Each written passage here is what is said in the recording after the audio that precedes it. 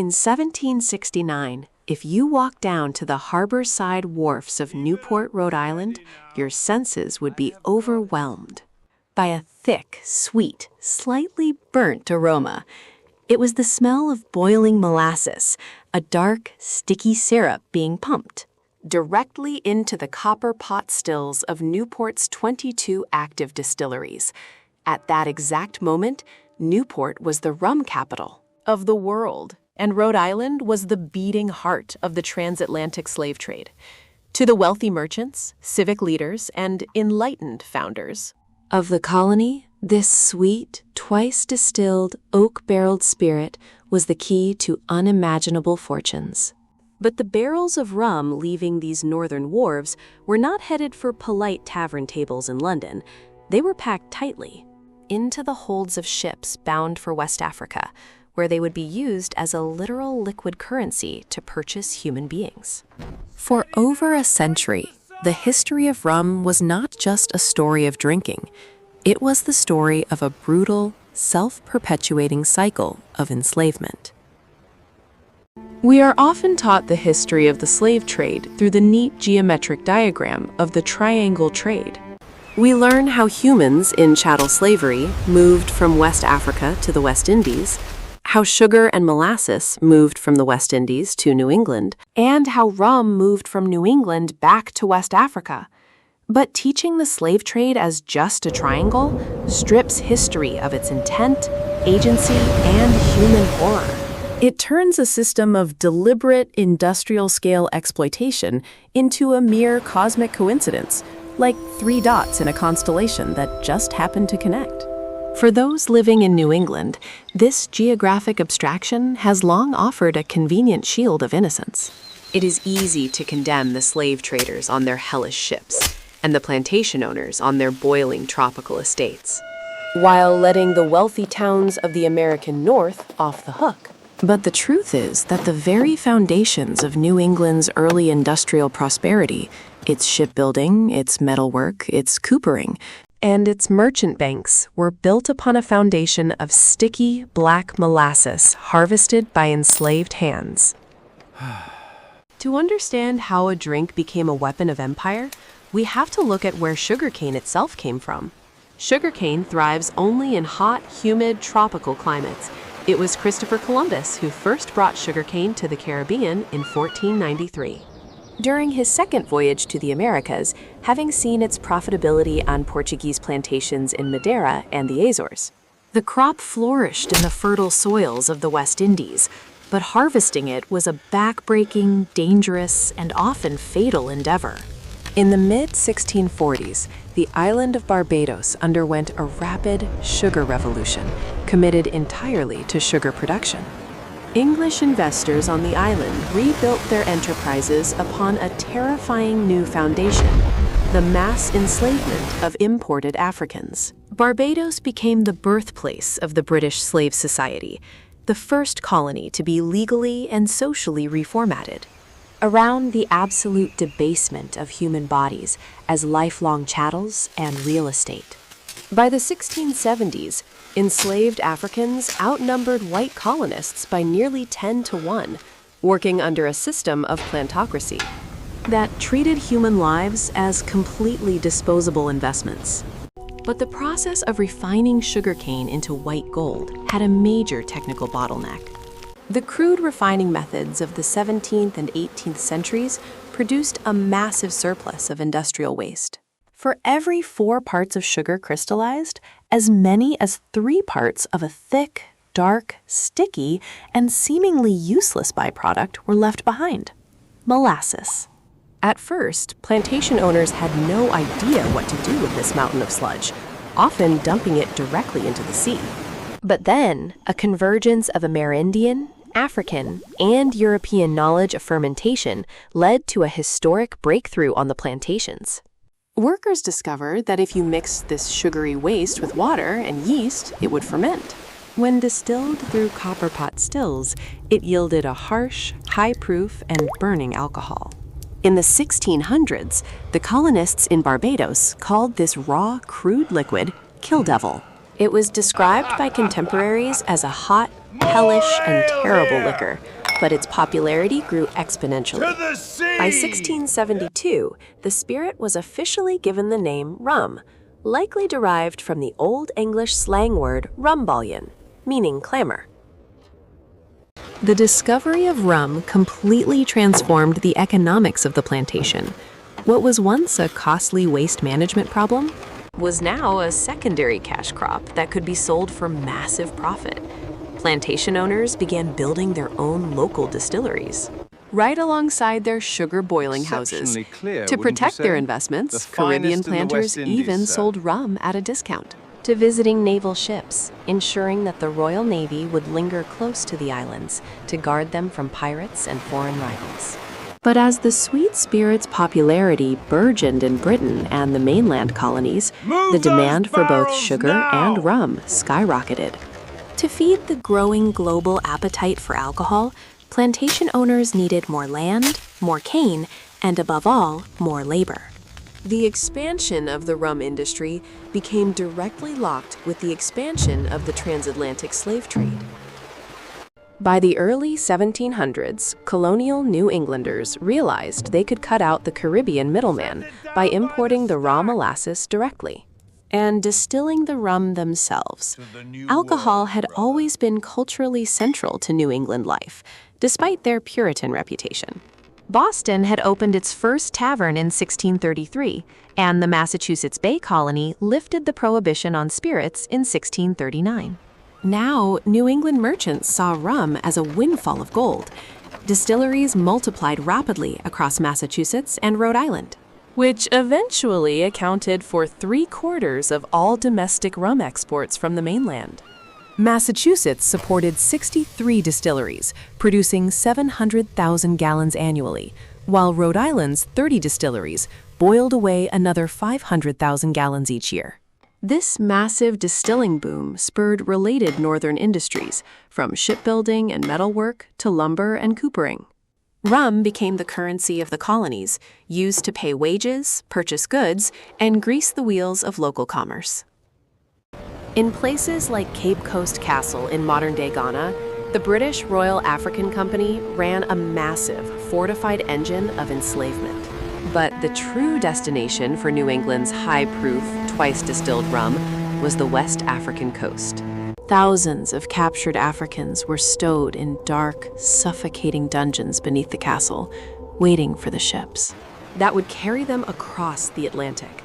To keep this horrific operation running, the company relied heavily on imports of American rum.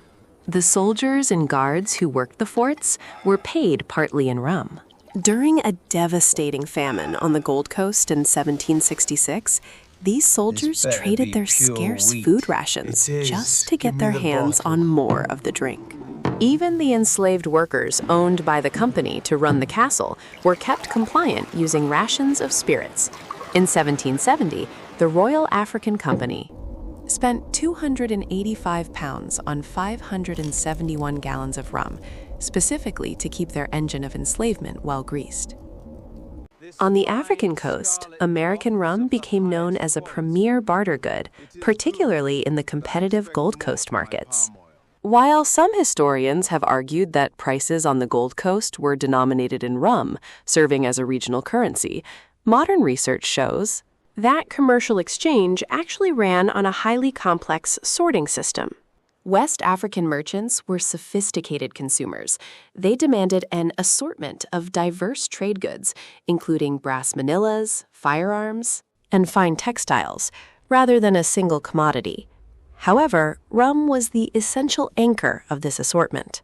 It was cheap, highly concentrated, and unlike fermented wines or brandies, its high alcohol content allowed it to travel long distances in oak barrels without spoiling in the tropical heat.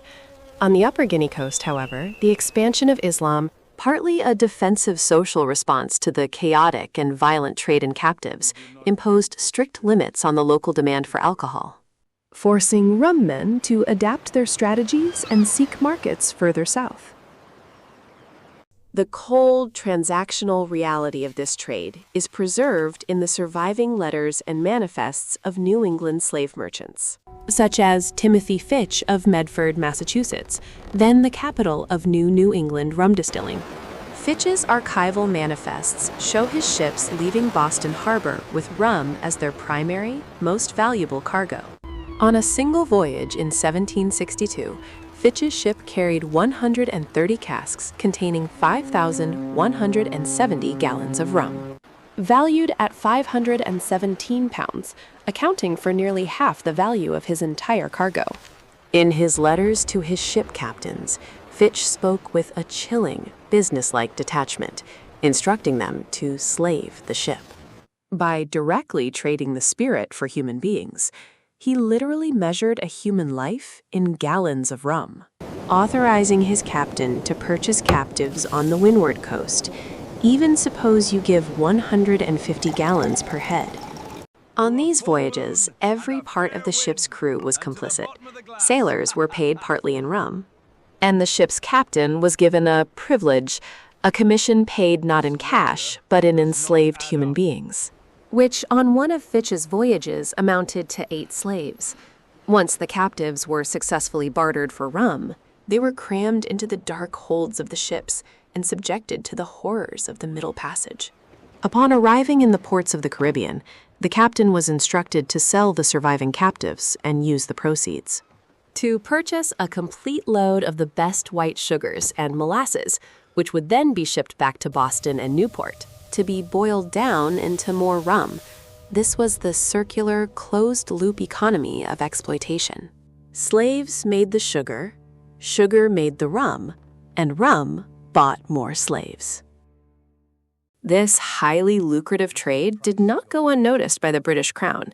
In an attempt to control the colonial molasses trade and protect British sugar planters from cheap French competition, the Parliament of Great Britain passed the Molasses Act of 1733, imposing a prohibitive tax of 6 pence per gallon on foreign molasses. If strictly enforced, the act would have devastated the New England rum industry. Instead, it turned New England's merchant class into a highly organized syndicate of smugglers. Merchants routinely bribed customs officials, ignored the law, and ran illicit operations.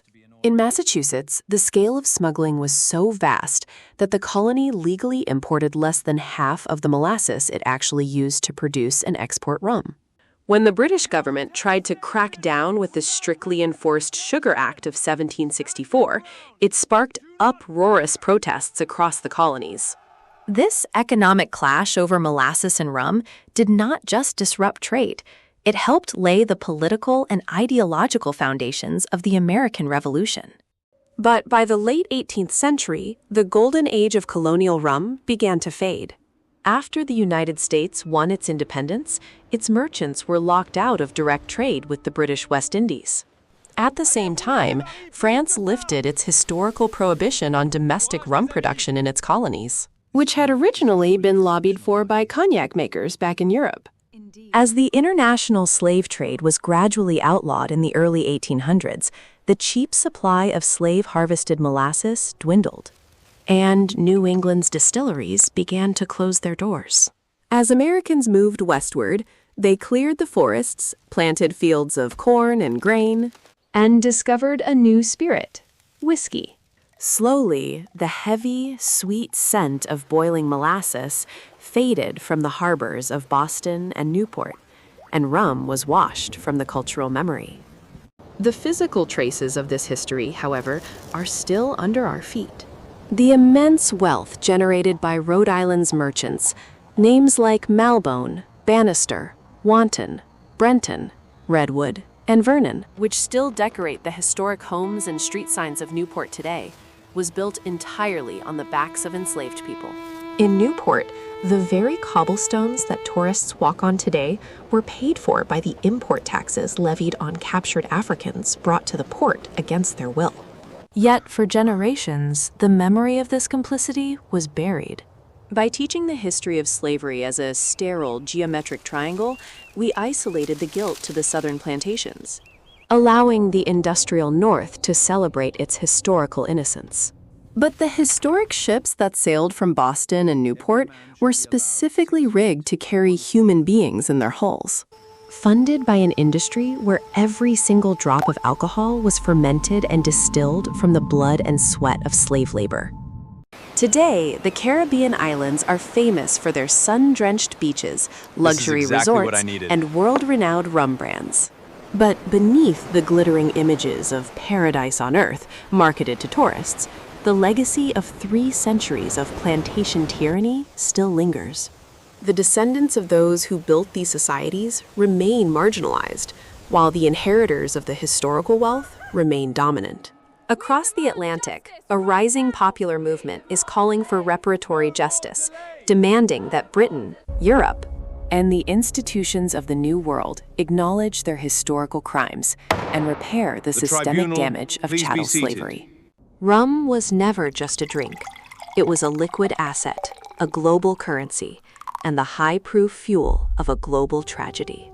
The next time you hold a glass of rum, you are holding a spirit whose very distillation was born out of the darkest chapter of human history.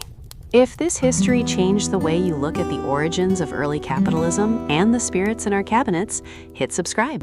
And let us know in the comments, why do you think this northern side of the slave trade is so rarely taught in our schools?